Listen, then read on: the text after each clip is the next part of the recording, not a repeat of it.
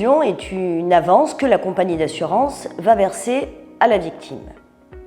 Tant que l'état de la victime n'est pas stabilisé, l'indemnisation définitive ne peut intervenir.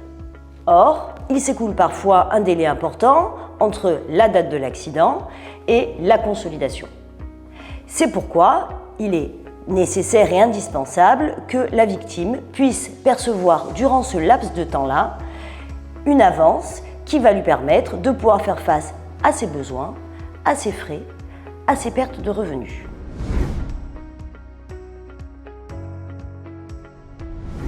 La principale condition au versement d'une indemnité provisionnelle réside dans l'absence de contestation du droit à indemnisation. C'est-à-dire qu'il ne faut pas qu'une faute de conduite puisse être reprochée à notre victime, laquelle faute pourrait venir réduire ou exclure son droit à indemnisation. La loi de 85, dite loi Badinter, qui indemnise les victimes d'accidents de la circulation et de leurs proches, est venue établir un droit à indemnisation intégrale et incontestable pour les victimes non conductrices, c'est-à-dire les victimes passagères, piétonnes et cyclistes. Pour cette catégorie de victimes-là, le droit à indemnisation va être établi du moment même de l'accident, sans qu'il soit besoin de rapporter la preuve des circonstances de cet accident.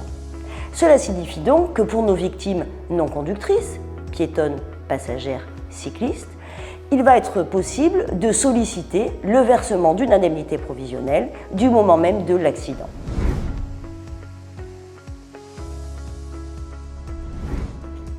En revanche, pour les victimes conductrices, c'est-à-dire celles qui sont au volant de leur véhicule lorsque l'accident se produit, la loi de 85 exige, pour que le droit à indemnisation puisse être consacré, que l'enquête de police qui détermine les circonstances de l'accident vienne confirmer l'absence de responsabilité de cette victime conductrice. Vous l'aurez compris, le statut de cette victime conductrice est donc beaucoup moins confortable que pour les victimes non conductrices, car pour cette catégorie de victimes-là, il faudra attendre la fin de l'enquête de police, la délivrance du procès-verbal de police, pour que le droit à indemnisation soit établi et pour que l'on puisse être en mesure de solliciter le versement d'une indemnité provisionnelle.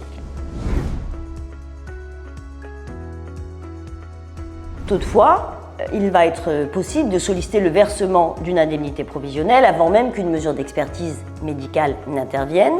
Toutefois, cette indemnité provisionnelle sera alors limitée puisque nous ne serons pas encore en possession d'une évaluation médico-légale des préjudices. Cette première indemnité provisionnelle sera donc versée sur la base du certificat médical initial et elle permettra à la victime de pouvoir faire face notamment aux frais d'expertise médicale ainsi qu'aux frais d'assistance à expertise.